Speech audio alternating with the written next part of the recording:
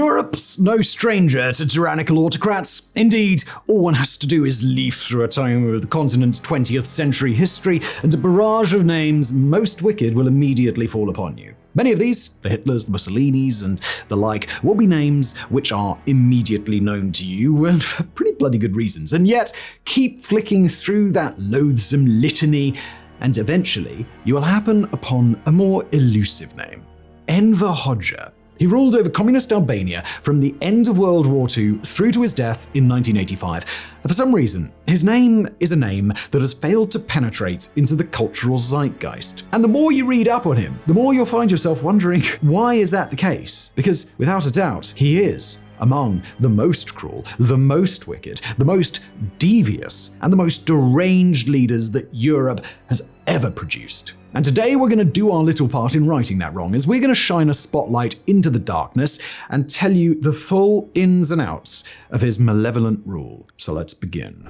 Hoxha's rise to power in Albania is a tale that mirrors the trajectories of many Eastern European communist leaders during the mid-20th century, one defined by strategic savvy, unwavering ideological commitment, and the chaos of World War II. Born on the 16th of October 1908 in Gjirokastër, a small town in Ottoman Albania, Hoxha's early life played out under a regime that had dominated the region since the late 15th century. His upbringing in a middle-class family afforded him a comfortable early life, with his father, a cloth merchant, providing the means for extensive travel and a robust education. Said education began at the Albanian National Lyceum, where Hoxha was immersed in a curriculum heavy with European Christian and French influences, which immediately set him apart from his peers with his fluency in French and understanding of Western ideas. From there, his academic journey took him to the University of Montpellier in France. Initially focusing on natural sciences, his interests soon shifted towards politics, specifically Marxism. So committed was he to his newfound politics that it eventually cost him his scholarship and thus his place at the university, as he stopped attending lectures and thus found himself expelled in 1930. Afterward,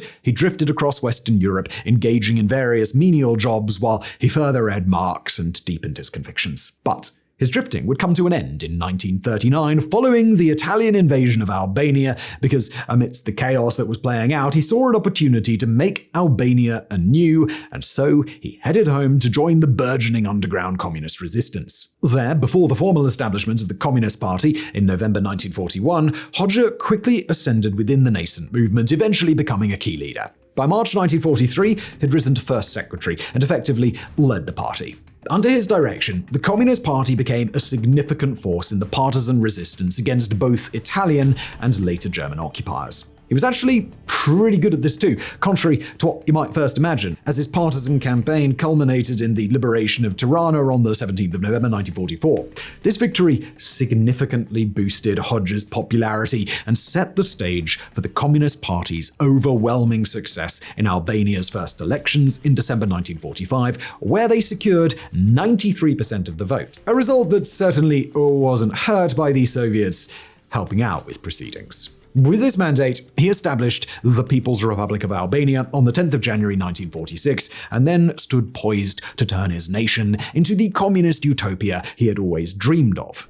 To really understand Hoxha and the utter destruction he wrought onto Albania, it's worth us taking the time to get to grips with his ideology. Sure, we could just go with a more traditional bullet point-esque chapter in which we say, first he shot this bloke, then he implemented this, and then blah blah blah blah blah. But let's be frank, such an approach would be a bit shallow. So, with that in mind, let's have a bit of a deep dive. And let's do this properly, it'll be worth it. Hoxha's ideology, which is often referred to as Hoxhaism, is a specific strand of Marxist-Leninist thought characterized by its extreme adherence to Stalinist doctrines and its vehement opposition to perceived revisionism in other socialist countries. Naturally, being a Stalinist-derived model, its foundation is a highly centralized state-run command economy and a totalitarian single-party political system. Moving on to the more unique aspects of Hoxhaism, one of its central pillars is its profound commitment to isolation and autarky, which, to simplify a bit, basically meant that Albania should lock itself away from the rest of the world, handle all of its own production and affairs internally,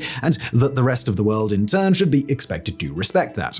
From Hoxha's perspective, true socialism required absolute economic and political independence to avoid the corrupting influences of both capitalist and revisionist socialist states. He posited that reliance on foreign aid or economic ties would inevitably lead to political and ideological compromises which could dilute Albania's socialist objectives. He also further argued that self-reliance was a strategic necessity due to Albania's historical betrayals by larger powers. This stance was justified ideologically through a stringent interpretation of Marxism-Leninism, which emphasized the development of internal capacities to build a socialist society independent of external influences that might impede or distort the revolutionary process. Through this framework, Hoxha aimed to create an unassailable socialist state that was both economically self-sustaining and ideologically unyielding. As a side effect, it also served to enshrine an ideological xenophobia, or one in which all foreigners, even fellow communists, were potential bourgeois reactionaries to be feared and kept at bay at all costs. As a result, Hoxha promoted the idea that Albania was a besieged fortress of true socialism, constantly under threat, as made clear by the following extract from Reflections on China, first published in 1967, to quote, "The imperialists have always wanted and still want to do away with socialism in Albania. This we know. But what we must keep most clearly in mind is that for us there exists the danger not only of direct military aggression, but also of ideological aggression. We must take all measures and mobilize all our forces to defeat the ideological aggression of the enemy." Another key tenet of Hoxhaism is its unyielding stance on anti-revisionism, the idea that communists can look back on the horrors of their forerunners, like, say, Stalin, and say essentially, "Oh, that was a bit naughty, wasn't it? Maybe we shouldn't be producing mountains of corpses anymore while trying to build this socialist utopia, eh?" To Hoxha, there was nothing that needed revising, as in his view, Stalin was pretty f***ing based and comrade-pilled, and as he believed he did such a cracking job with old socialist construction, anyone who would dare to criticize him was the enemy. They were a subversive bourgeois element that would ruin everything and therefore should be crushed. Have you ever to think we're portraying Hoxha as being just a bit disconnected from reality there? Well, you'd be absolutely correct, and let us evidence that characterization with the following extract from Albania Challenger's Khrushchev Revision, published in 1960, quoting, "At the Bucharest meeting, we did not accept the violation of the Leninist norms of relations among parties. We are Marxists. We are guided and will always be guided in our work by the Marxist-Leninist theory. We think independently, and for this reason, we are treated as nationalists. We Albanians are principled comrades. We do not change. We do not trade in principles. We are poor materially, but politically and ideologically we are rich because we have Marxism-Leninism. Even if we have to go without bread, we Albanians do not violate principles. We do not betray Marxism-Leninism." Yes, he outright said his principles wouldn't waver even if his people were starving. I mean, call us crazy, but we're starting to suspect that this Hoxha fellow might have been a bit of a wrong'un. Additionally, Hoxha also promoted a version of Marxism that placed significant emphasis on the peasantry as a revolutionary force. Unlike many other socialist movements that focus primarily on urban workers, Hoxha's approach acknowledged that the predominantly agrarian character of Albania and sought to mobilize these people to build socialism. This focus was pretty practical, given Albania's demographic and economic structure, but also ideological, as Hoxha believed that Marxist doctrine was adaptable to local conditions. And yes, this was a massive contradiction of his own Marxist orthodoxy. Shedding more light on his agrarian focus is the following extract from the snappily titled "On the Role of Tasks of the Democratic Front in the Struggle for the Complete Triumph of Socialism in Albania" in 1967, quoting, "Our party evaluated this problem correctly and seriously. The countryside became the main base and the peasantry the main force of our liberation war. Our party, as the party of the working class, also expressed and defended the interests of the working peasantry at the same time. The issues with which the peasantry was preoccupied, the economic, political, and educational reforms to which it aspired, were embodied." Despite its severe isolationism and repressive nature, Hoxhaism also contained an element of utopian idealism. Hoxha envisioned creating a socialist paradise in Albania, free from exploitation, inequality, and poverty. This vision was to be achieved through the total transformation of society along strictly Marxist-Leninist lines, with no room for alternative models or experimental reforms. The ultimate goal was to demonstrate that socialism, as he defined it, was not only viable, but superior to all other socio-economic systems. Unfortunately, though, that wasn't what happened, was it? Instead, Albania, guided by these principles, turned into an hellscape, the likes of which Europe, maybe even the world, had scarcely seen before. So now let's move on and see exactly what that looks like. Once in power, Hoxha quickly moved to, quote, take preventative action against counter-revolutionary and reactionist elements, i.e. eliminate any potential threats to his authority. He began by abolishing the monarchy. This was actually quite the moot affair, all in all, particularly if you have images in your head of Russian Bolsheviks lining up the Romanovs against a wall and shooting them. You see, thanks to the chaos of the Italian-German occupation, Albania had barely had a monarchy in practical terms since 1939, and the abdication was more of a formal letter to King Zog I, telling him not to bother coming home, and so he didn't. He lived out his days peacefully in exile. Then Hoxha started turning his attention inwards, and that's when things started getting dark, as executions of those within his close circle became the norm, driven by a madness that was initially fueled by ideology, but became more and more defined by good old-fashioned paranoia as time went on, just like it happened to Stalin, which is ironic given how much Hoxha fanboyed for him. A notable victim of this is Liri Gega, one of Hoxha's oldest friends and professional confidants, and also the first female member of the Albanian Communist Party. Originally a major part of the movement, she had fallen out of favor and been stripped of all her positions come 1956, as Hoxha, consumed by paranoia, became increasingly convinced that she was a Yugoslav double agent. She was no fool, and able to read the writing on the wall, she attempted to flee the country that same year.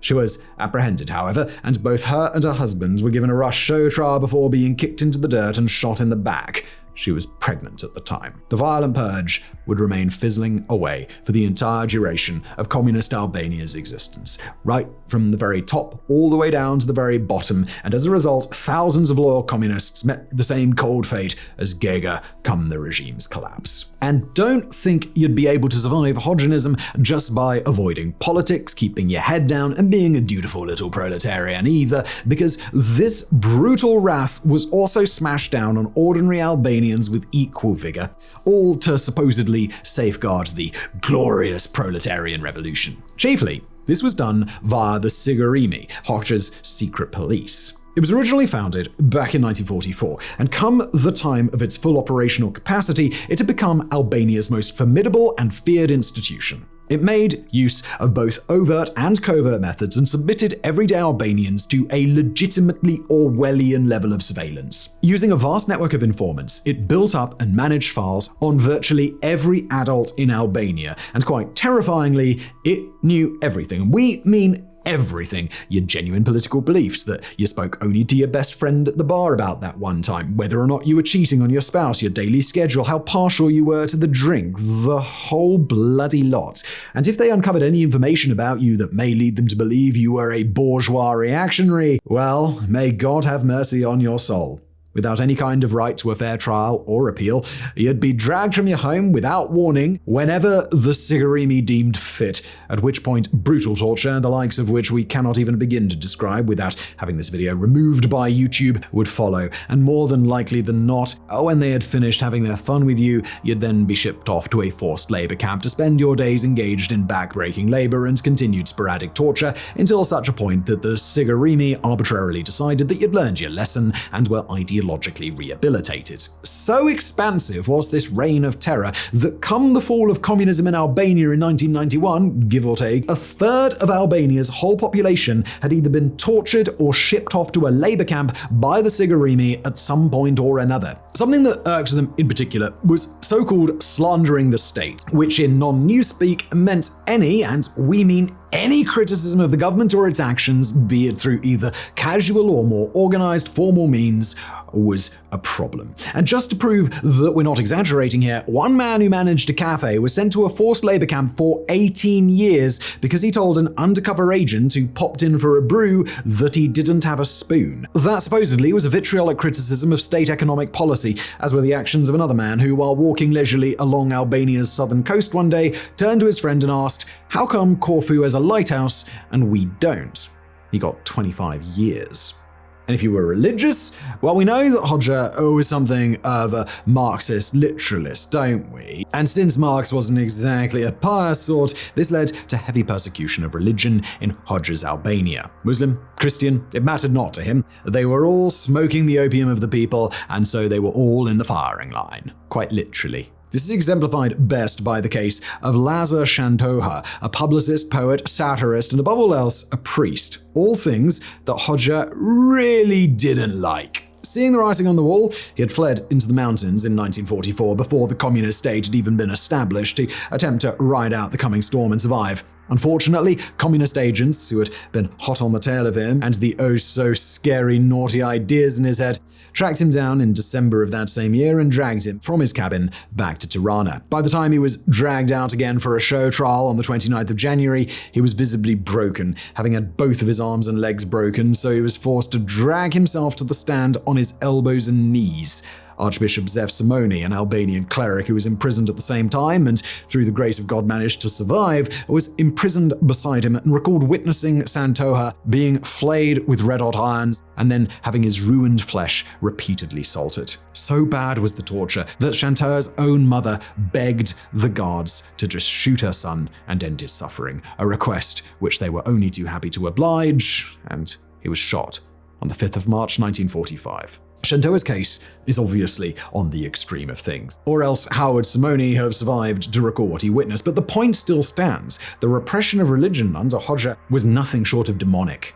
Oh, and speaking of the persecution of religion, Hoxha officially declared Albania to be an atheist state in 1967, and with this in mind, he banned all beards on account of Muslims being rather partial to them, a measure intended to get them out of the mosques and make new socialist men out of them. Further to this, all hair longer than 4 centimeters was also banned, as were mullets specifically, lest the Western decadence of the mullet taints the purity of socialism. And then there's the simply obscene amount of money that Hoxha, the leader of one of Europe's poorest countries, spent on bunkers. All in all, he constructed over 750,000 of them. For reference, Hitler only built 25,000 to cover the entire stretch of coastline between the Spanish border and northern Norway. Why, you ask? Well, remember that want for total independence from the world that was supposedly out to get him that we discussed in the last chapter? Well, yeah, the bunkers were because of that. The cost of all these was simply staggering. Exact figures are hard to come by, but we do know that just construction, never mind installation and maintenance of these bunkers, cost an estimated 2% of Albania's entire economic output. We also know that they cost roughly twice as much as the Maginot Line in France and consumed 3 times as much concrete. Historians now estimate that the cost of just one of the smaller sorts of bunkers was roughly the same as a 2-room apartment, and due to the absurd amount of them, they also took a lot of arable farming land out of use, further heightening the economic damage wrought upon Albania. Had he not pursued this mind-boggling bunkerization policy, maybe, just maybe, Hoxha could have actually built the socialist utopia he dreamed of, materially anyway. Oh, and while we're on the subject of things related to the border, in addition to building this insane network of bunkers to keep out imagined enemies, Hoxha also completely encased the country in lethally high-voltage electric fences to keep his people in, which was dubbed the so-called Death Line. Naturally, the border was also extensively patrolled, and if you were spotted near it without good reason, well, guess what happened to you?